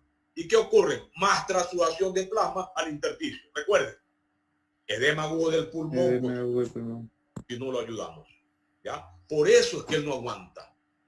En cambio, el que tiene compromiso del ventrículo derecho, usted lo puede observar, yugular ingurgitada, cianótico, con gran ascitis, edema extremidades inferiores y está acostado si quiere sin almohada. ¿Por qué? Víctor Barresueta. ¿Por qué, hijo? Vamos. El ventrículo derecho. Analicen, los dejo ahí 30 segundos que debatan de manera virtual. ¿Por qué? Le dije, tranquilo, doctor, yo no me ahogo. Yo no vengo porque tengo las piernas hinchadas. Míreme las piernas. Míreme la barrigaza que tengo ahí. Hace un año sí me ahogaba. ¿Ah? ¿Para qué? ¿Para qué? Me ahogaba mucho. Pero ahora ya estoy bien, ya voy a trabajar. Mi mujer es que no me deja trabajar por las piernas hinchadas. Pero yo ya no me ahogo. El que sabe eso, yo me voy a duermo en paz esta noche. Si no me contestan, no duermo. Es por lo que como ya claudicó el ventrículo derecho, entonces El ventrículo derecho es... no llega suficiente sangre a las arterias pulmonares y por ende no hay tanta presión pulmonar y de esa manera se alivia la congestión pulmonar. ¿Por qué se alivia? Porque al fallar ventrículo derecho, ¿qué pasa? No hay, o sea, disminuye la presión en la circulación pulmonar. O sea, hay menos... Un 80% bien, mejor dime con más claridad. Estás bastante bien, pero ¿dónde es que disminuye el retorno? El corazón derecho se vuelve insuficiente, doctor, y la sangre retorna, regresa por mecanismos retrógrados del ventrículo derecho, aurícula derecha. La sangre que sale del ventrículo derecho, ¿a dónde va a dar? A las arterias pulmonares. No a las arterias, hijo, ¿a dónde va a dar? La sangre que sale inyectada por ventrículo derecho, ¿a dónde retorna? Yo lo dije aquí ayer. A la aurícula izquierda. A la aurícula izquierda por las venas pulmonares. ¿Verdad? Y si disminuye la sangre que va a la aurícula izquierda, la presión en el interior del ventrículo izquierdo disminuye. Y como disminuye la presión en el interior de la aurícula izquierda, la presión hidrostática de las venas y el capilar pulmonar disminuye. Por lo tanto, la transsudación hacia el intersticio disminuye. Deja de ahogarse el paciente. Ese es el famoso pseudo bienestar de los pacientes cardiópatas que habiendo tenido claudicación del ventrículo izquierdo, se agravaron y ahora ya tienen también claudicación del ventrículo derecho. Y yo les digo, se dice, es clásico eso, ¿no? Hace un par de años la doctora Karen la diagnosticó, señor, su esposa tiene que cambiar esa válvula, ya no vale la válvula mitral, está en la última, una estenosis mitral reumática que cambiársela, con compromiso izquierdo. Ocurre que después de un año, cuando ya claudicó ventrículo derecho, ya no se ahoga. Va a buscar a la doctora Karen, usted me mintió, mire, mi mujer ya no se ahoga, ahora nuevamente me está cocinando y está embarazada de nuevo, usted por gusto empieza a asustar. ¿Qué es lo que ocurrió? El pseudo bienestar, sácate el dedo de la boca, Marilia. ¿No han tomado café usted? ¿Ah? A ver, ¿quién tomó café en este grupo? Estoy meditando. Ah. Estoy meditando. Madre mía, estos muchachos. Jessica, ¿tomaste café tú? Jessica, ¿tomaste café? Jessica, no, doctor. Ay, yo pensé que era Peralta. Sí, es que yo pensé que era Peralta. ¿Qué tomó, dice? Yo pensé que era Peralta. Dice. Hay otra Jessica por ahí. A ver, Jessica Quiroz, ¿tomaste café tú? No. ¿Y cómo vas a aprender aquí sin azúcar en la cabeza, hombre? La hipoglucemia, doctor. La hipoglucemia no deja concentrarse. Cuando yo daba clases presenciales, yo decía, al que daba buena lección le daba un caramelo. Cojan el caramelo que quieran si dan buena lección. Yo tenía un profesor, hasta ahora me acuerdo de mi profesor, qué maravilla de profesor. Mi profesor de neumología, el profesor Freire, no Freire, Freire. Guillermo Freire creo que era. Un abuelito, pero de una ternura impresionante. Escucharlo clase a él era, créame, no era ver un hombre tan apasionado en su clase. Ponía en el escritorio donde él daba clase, iba cambiando profesamente monedas de un sucre y ponía ahí 10 monedas. El que se quiere ganar y nosotros que en esa época cargar un sucre era casi como 1 millón de sucre. Imagínense que en nuestra casa nos daban un sucre para el carro y para que nos comamos un encebollado en plato de loza que vendían por ahí. Y no le daba diarrea a uno, comía. Tomaba agua de la llave y no pasaba nada. Todo el que daba lección le daba a él un sucre de premio. Imagínense, todo el mundo, yo dar lección con el profesor Freire. Después que falleció, toditos sus alumnos fuimos al entierro. Una maravilla de profesor. ¿Qué iba a ser capaz de ofender a algún alumno? Nunca, nunca en su vida. Porque pensamos que el muchacho está en formación. No hay cosa más cobarde que abusar de un muchacho que esté en formación y humillarlo para querer aparecer como que él sí sabe. Cuando toma esa conducta es porque realmente no sabe. No sabe. A mí me da miedo cuando hablo frente a un auditorio, porque tengo temor que me pregunten algo que no sé. Y lo peor de todo es que la mayoría de las cosas yo no sé, porque hay cosas nuevas que posiblemente yo ya no alcance a estudiarlas. Ustedes sí. Ustedes son la etapa del genoma, de la resonancia magnética por emisión de fotones y positrones, posiblemente se formen de otra manera. Nosotros hasta hace poco dependíamos de los rayos X. Ahora ya estamos en imagenología. La cátedra antes se llamaba rayos X, se llamaba en mi época. Ahora se llama imágenos. Nadie nos dio ecografía. Pero la fisiología ha sido la misma siempre. Y va a ser la misma siempre. No importa que venga la resonancia de emoción de fotones y positrones, que venga el ultrasonido de cuarta dimensión, pero el corazón siempre laterá así. A no ser que de aquí a 200, 500 años haya evolucionado por la necesidad y tengamos otra cavidad. Hayan 4 ventrículos, yo que sé cuántas aurículas y punto. ¿Ya? Sí está claro. Y miren qué bonito es medicina. Entonces tenemos la disnea que ya estamos hablando. Si el corazón derecho ni funciona, evidentemente deja de ahogarse el paciente. Ya entiende por qué, ¿verdad? Porque claudicó ventrículo derecho y al claudicar ventrículo derecho hay menor eyección hacia la aurícula izquierda, baja la presión, menos transsudación de plasma en el espacio intersticial. Ya está. Y la gente cree que está curada. No, yo digo está peor, se va a morir. Porque ya claudicó ventrículo derecho, no hay ni cómo operarlo ya no hay cómo ofrecerle nada. ¿Se dan cuenta? Esta es la disnea de los cardiópatas. Rápidamente vista, pero por favor rápidamente vista. Porque también pueden venir con expectoración, pueden venir con un montón de sintomatología. El dolor, por ejemplo, no vamos aquí a perder tiempo porque lo veremos en síndrome coronario agudo. Pero ya veremos cómo es la característica clásica del dolor del paciente con angina o con infarto, que no es lo mismo. Se parece, pero no es lo mismo. Ya veremos. ¿Qué otras cosas hay? Trastornos digestivos, el edema, la actitud y postura, por ejemplo, en el examen físico. En el examen físico, vamos a ver si perdiendo. Vamos a ver rápidamente, ya no veamos otra cosa en la semiología, más que la disnea, el dolor opresivo retroesternal que va a servir y que lo veremos en síndrome coronario agudo. Veamos rápidamente algunas cosas que nos va a servir del examen físico. Estamos listos ya. Ya puedo pasar acá nomás, ¿no? Ya. Vean. Déjenme ver si tenemos otra cosa por acá.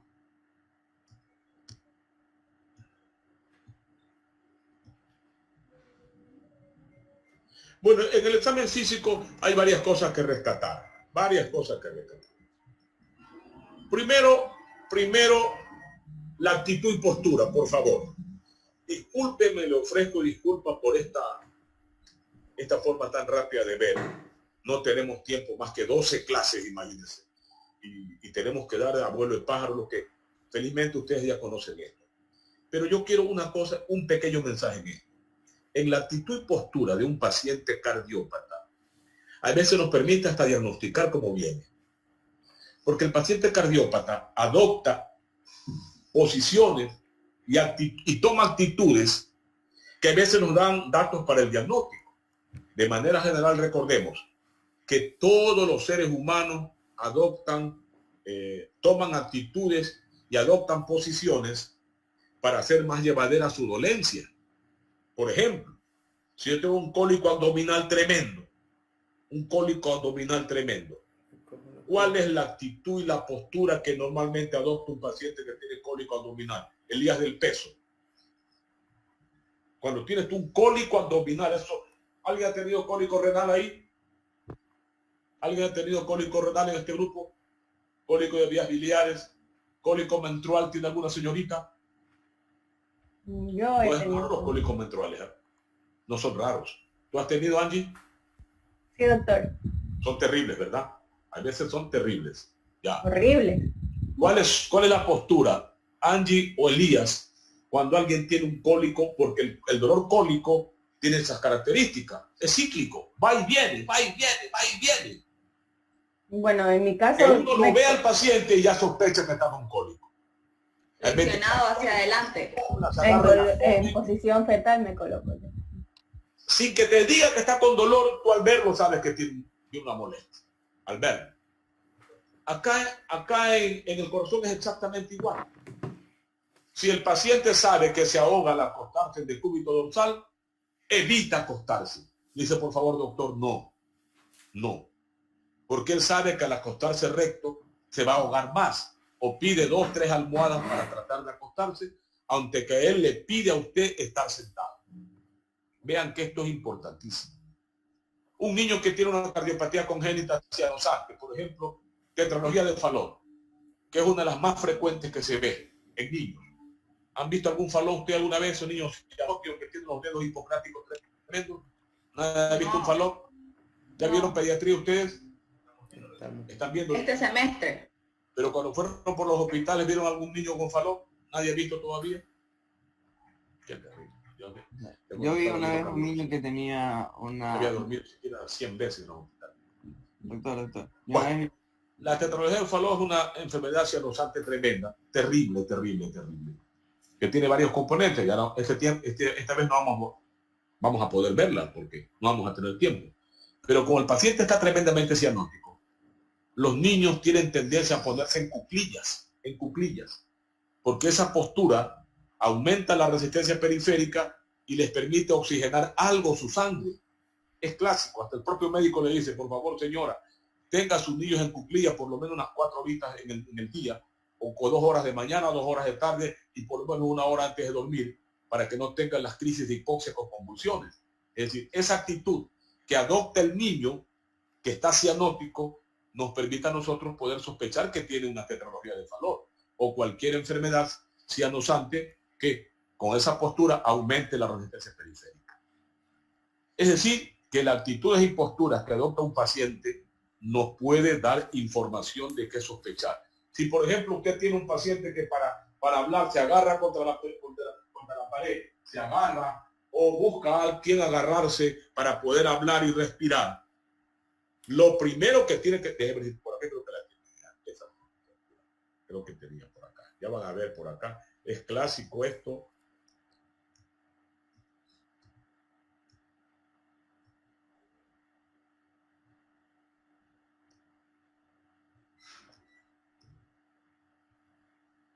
Dejen ver si está por acá. No está. Es clásico que para hablar se arrima a la pared o busca donde agarrarse a alguien para tratar de tirar el tórax para adelante que le permita ventilar en los enfisematosos. El enfisematoso para poder hablar. ¿Qué le pregunta usted? ¿Cuánto fuma de cigarrillo? Porque los que fuman de manera exagerada, el enfisema generalmente los espera. El enfisema es la rigidez pulmonar. Por lo tanto, con esa patología, los pacientes para poder respirar tienden a agarrarse a la pared.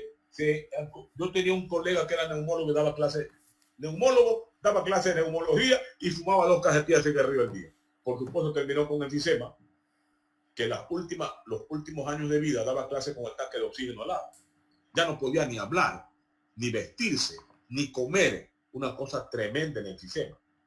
Es decir, las actitudes y posturas nos ayudan mucho. Ahora, ¿qué otra cosa importante hay para ayudarnos a sospechar enfermedad cardiológica desde el punto de vista semiológico? El biotipo. Ustedes recuerden ustedes que el biotipo tiene clasificación semiológica de varias formas, ¿verdad? Varias. La de Kretschmer es la más usada, ¿verdad? Que clasifica el biotipo, ya vieron esto, ¿no? Empígnico, leptosomático, atlético, dismórfico, ¿verdad? Es más.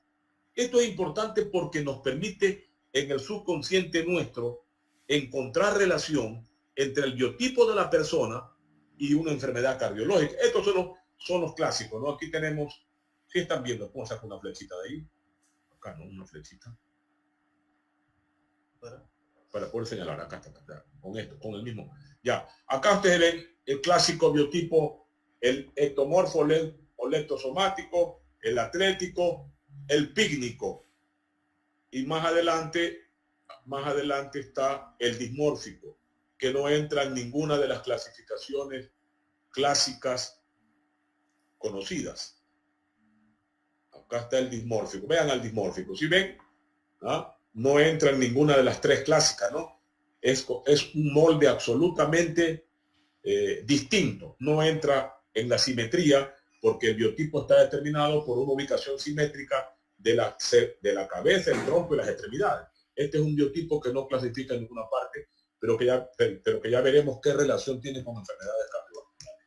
¿Cuál es el objetivo de estudiar el biotipo? Precisamente eso, porque el biotipo, ya se ha demostrado, tiene relación directa con varias enfermedades, no solo cardiológicas. Por ejemplo, rápidamente describamos el biotipo pícnico, en este caso una obesidad mórbida, recuerden, ¿verdad? Seguramente habrán visto alguna vez en su vida. Si usted ve una persona con esa obesidad clásica o un biotipo pícnico, donde el cuello, donde la cabeza es redonda, tiene calvicie precoz en el caso de los hombres, el cuello es corto, que se pierde en los hombros, el diámetro anteroposterior es el que domina, el abdomen distendido, el tórax grueso, pero las piernas flaquitas y cortas, es el clásico biotípico pícnico. En este caso es una exageración del biotipo. Miren, tremendo biotipo, ¿verdad?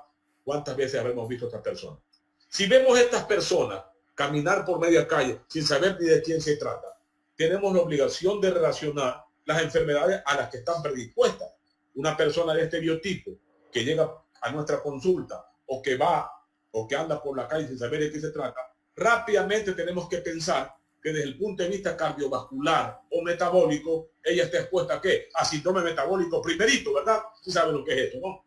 Con la resistencia a la insulina. OMA, ¿sí recuerdan, no? OMA. Resistencia a la insulina. ¿A qué más desde el punto de vista cardiovascular? A la hipertensión arterial, a la cardiopatía isquémica, pero segurísimo, a enfermedades de tipo inmunoalergia como el asma bronquial, que son reactivos, muy reactivos, pancreatitis aguda, hígado graso, diabetes, hiperuricemia, es decir, toda la enfermedad metabólica que puede concluir finalmente dándole un problema cardiológico coronario severo. No importa que ni lo conozcan, pero usted tiene la obligación de meter en su cabeza que un biotipo de esta naturaleza, que lo vea por la calle o vaya a su consulta, por ejemplo, si un gordito va a la consulta con un dolor torácico, aunque no crea que es coronario, por favor, no lo minimice nunca, solo por su biotipo. ¿Está claro, Christopher? Si no es, no importa, pero hay que observarlo, Marilla. ¿Sí? ¿Está claro? Hay que observarlo. Que me duele aquí, doctor, pero y tomo una actitud que no parece corresponder, porque el dolor torácico siempre, ya veremos, un dolor restrictivo aquí en medio, rara vez va hacia la izquierda y casi nunca corresponde cuando la gente se soba totalmente el tórax. Ese parece un dolor más psicógeno, pseudocardiológico, que no es. Pero en un paciente pícnico, aunque le describe el paciente un dolor que no parece coronario, usted tiene la obligación de decir, observémoslo 6 horas por lo menos. Tomarle 3 electros en 6 horas y hacerle troponina por lo menos 2 veces en 6 horas. Solo por el biotipo, si está claro. Si viene en cambio un flaquito con un dolor parecido que no nos recuerda este coronariopatía, posiblemente yo no lo ingreso. Posiblemente su problema sea otro. Sí está claro, ¿verdad? Ya creo que llegó. Voy a descansar. ¿Está claro? En cambio, los lectosomáticos, ¿a qué tienen tendencia desde el punto de vista cardiológico? ¿Han visto el altote, flaco, esos flacotes? Yo a una alumna mía le decía día lunes, porque era largota, parecía día feriado. Vean en cambio este flaco, ¿no? Donde tiene en cambio bastante cabello, el cuello largote, los hombros estrechos, el tórax delgadito, parece de galleta, los brazos son largos, le llegan casi a veces hasta la rodilla, el abdomen es planito, si lo han visto, se le pueden contar las costillas, hay veces son sanos. El problema es su propio biotipo familiar, no todo electrosomático es enfermo de algo, pero tiene tendencia a qué electrosomático, a los prolaxos mitrales, por ejemplo, porque así como es larga las extremidades, son largas las válvulas. Si un flaco se me queja de palpitación, aunque no sea, yo sospecho prolaxo mitral. Y como tiene largas las extremidades, puede ser un síndrome de Marfan. Y los Marfanes dilatan la raíz de la aorta, insuficiencia aórtica. Pero son menos hipertensos que los gordos, ¿se dan cuenta? Pero pueden tener, en cambio, desde el punto de vista neumológico, tuberculosis. También pueden tener cardiopatía reumática. pueden tener también tuberculosis. ¿Se dan cuenta? Son biotipos que le dan tendencia a distintas enfermedades y que nos sirven. En cambio, por ejemplo, para ir yendo rapidito, el dismórfico. No sea malito, ya me la secretaria. En cambio, el dismórfico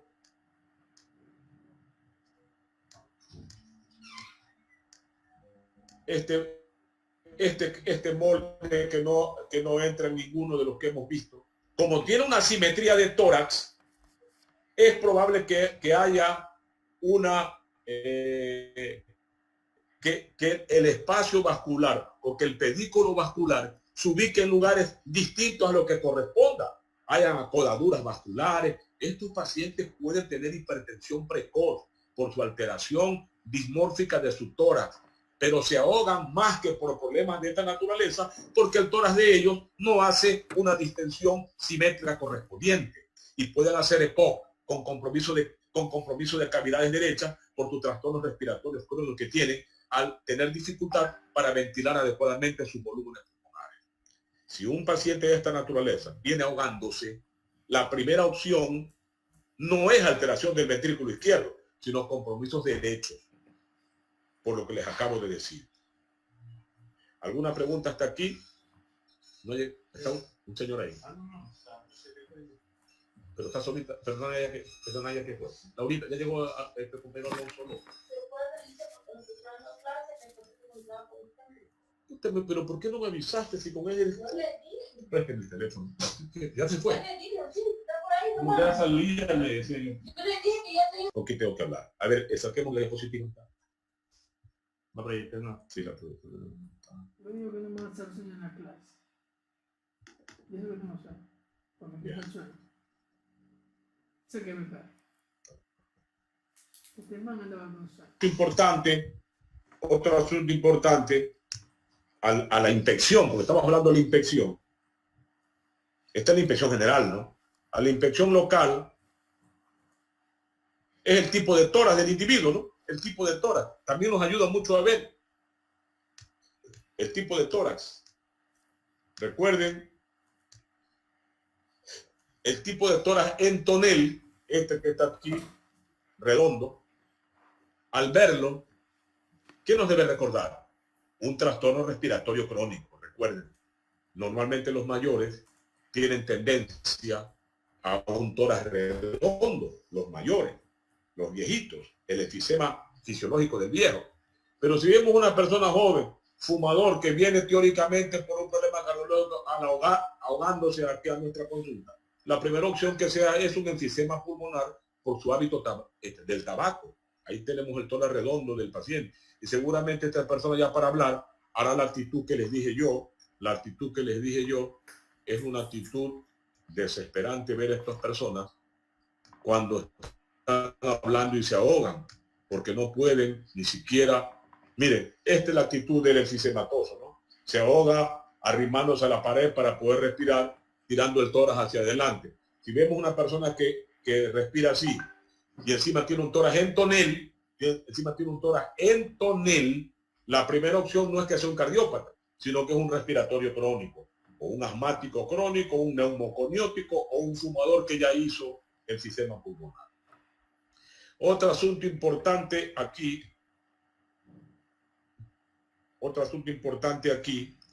es la facie. La facie generalmente, dicen los autores, es una tomografía axial del diagnóstico a la observación. La cara del enfermo la denuncia la facie de la persona. Y la facie responde a estímulos externos y a estímulos internos sostenidos que van dando un rictus especial en la cara de los pacientes. En el caso de cardiología, hay enfermedades tan caracterizadas, pero tan caracterizadas, que cuando las vemos, ni siquiera necesitamos preguntarle nada. Ya tenemos el diagnóstico. Por ejemplo, en el caso de la fascia mitral,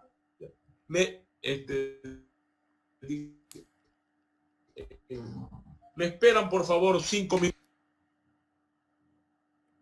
¿Qué piensa? Escucha. ¿Qué piensa usted, Camila? ¿Qué piensa del COVID?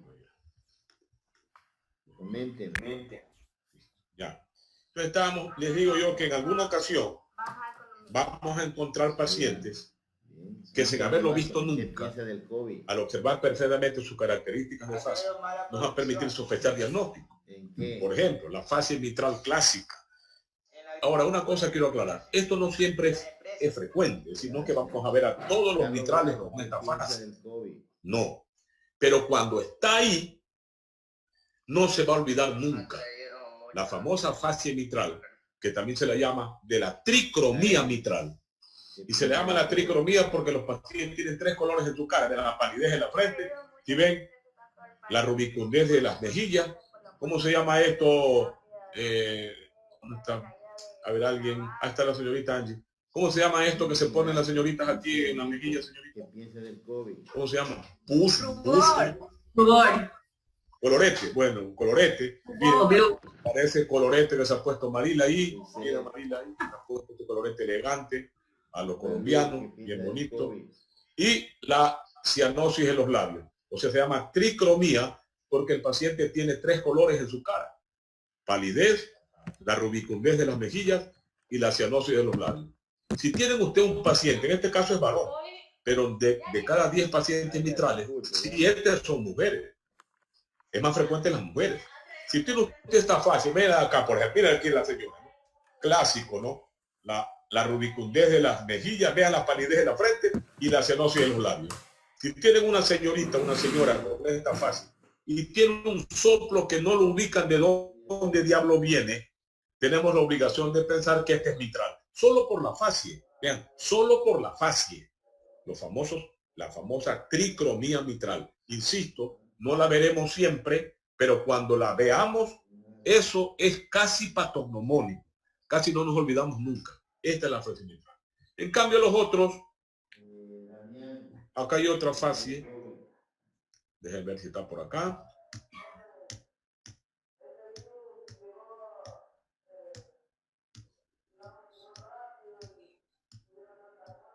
Vean este cambio, por ejemplo. A ver, quiero que Elías del Peso me diga cómo describirías tú esta fascie. ¿Cómo la ubicarías? ¿Cómo la describirías? Como una cara abotagada. ¿Cómo? Como una cara a este. ¿Qué te llama la atención de esa fascie? Palidez. La palidez. La palidez, ¿verdad? Si tú pones fascie pálida, está bien descrita. Pero esa palidez puede corresponder a un renal crónico, a un canceroso en fase terminal, a un anémico porque tiene el hematócrito bajo. Pero en cardiología, si tú tienes un varón, porque los aórticos son más varones que mujeres, así como las mitrales son más mujeres que varones. Aquí los aórticos son más varones que mujeres. Para ellos está descrito lo que se llama los cardíacos blancos, descrito por la SEGE. Los cardíacos, lo que lo dejé allá creo que lo dejé encima de la mesa de mi escritorio ya. Por la SEGE.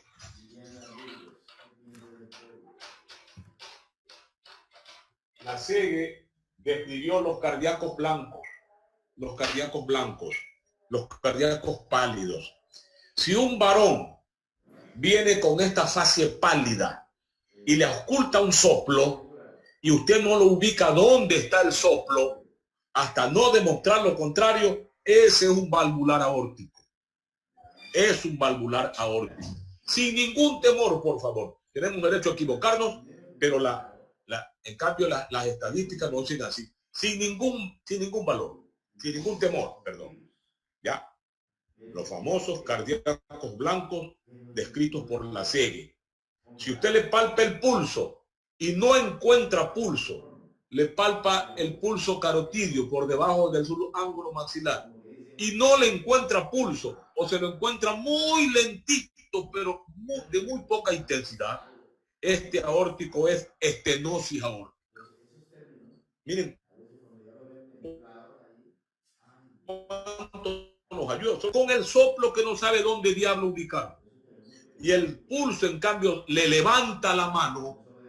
Esa es una insuficiencia aórtica. Porque hay un gran volumen de eyección. Miren cómo solo viendo la fascia podemos nosotros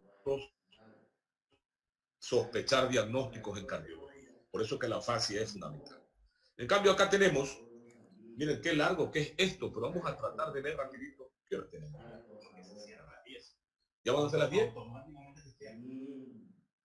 Ay, madre. Bueno, 5 minutos más y terminamos, jóvenes. Mira, yo quería llegar hasta síndrome coronario agudo, pero va a ser difícil, ¿no? No es fácil, aparte que es agotador estar mucho tiempo. Pero bueno, a ver, si alguien ve a un niño así, rápidamente decimos síndrome de Down, ¿verdad? Todo el mundo reconoce esa fase, ¿verdad? Nadie se puede olvidar. Pero si este niño, Down, tiene un soplo, Christopher, ¿qué sospechas tú? ¿Qué enfermedad cardiológica sospechas? Lo dije en la clase anterior.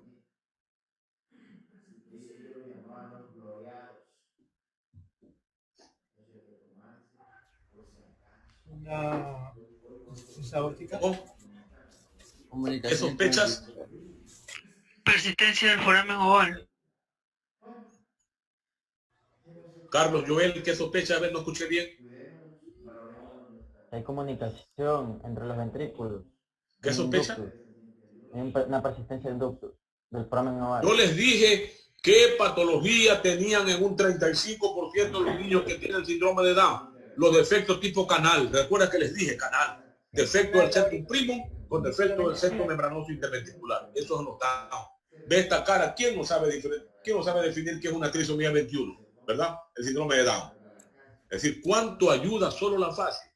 Esta es la fase dolorosa. Miren esta fase edematosa, ¿no? Vean esta, la actitud típica del paciente con angina de pecho. Miren dónde se agarra. Se agarra la región precordial. ¿Sí ven? Vean, la región precordial. Cuando alguien viene con un dolor en garra precordial, Dios mío, a ese tenemos que ingresarlo. No importa que no sea, pero por su actitud lo ingresamos, porque se parece mucho al dolor de la angina de pecho. Vean esto que está aquí. ¿Cuánto no habremos visto estas formaciones aquí nodulares en el párpado? Es el santelasma y los santomas. Vean este santelasma. Vean, clásico de los pacientes que tienen un trastorno de metabolismo de los lípidos. Estos pacientes pueden tener tranquilamente una esclerosis generalizada. Vean, cuando vean esto, algunos han visto los párpados, han visto alto en los párpados alguna gente, ¿se han visto? Sí. Cuando ustedes ven estos santomas o santelasmas, significa un trastorno de metabolismo de los lípidos. Vean este halo, si ven esta pupila, este halo aquí que rodea la pupila, vean, esto es clásico puede verse en la cardioangiosclerosis, ¿sí? En las personas que tienen prematuramente aterosclerosis arterial, ¿ya? Esto que está aquí, ¿sí ven? Gerontoxon se llama esto, gerontoxon, el arco senil que está aquí dando vuelta a la pupila, ¿ven? El gerontoxon. Si a este le agrega este santoma que está aquí, o le ve este arco senil, junto con estas manchas que son santomas y santelasmas, tiene la obligación de pensar que este paciente tiene un trastorno de metabolismo lípido. ¿Qué puede tener? Cálculos en vías biliares, cálculos renales y trastornos en las coronarias. ¿Se dan cuenta cómo la fascia ayuda para sospechar trastornos, para sospechar diagnósticos? ¿Sí está claro, Víctor? ¿Está claro? ¿Sí? Un minuto más y terminamos. Perdonen, por favor. Créanmelo. Ya se nos fue. Bueno, aquí está la palidez. Vean esta palidez localizada. Vean estos niños con tetralogía de Fallot, ven la cianosis. Esta diferencia de color de las extremidades inferiores, denunciando un trastorno local de la circulación venosa y arterial. Bueno, vean este tórax en quilla de barco. Si ven este tórax en un niño de 4 o 6 años, miren una comunicación interventricular. Se nos fue. Bueno, ahí nos vamos a quedar, jóvenes, porque ya esto está un poco agotador. La próxima clase veremos síndrome coronario agudo. No vamos a tener tiempo de ver soplos, ya no podemos ver soplos. Créanme lo que es una pena, pero no tenemos tiempo. Entraremos directo a ver síndrome coronario agudo. Y esta clase que va a quedar grabada, la verá el grupo de mañana solo grabada.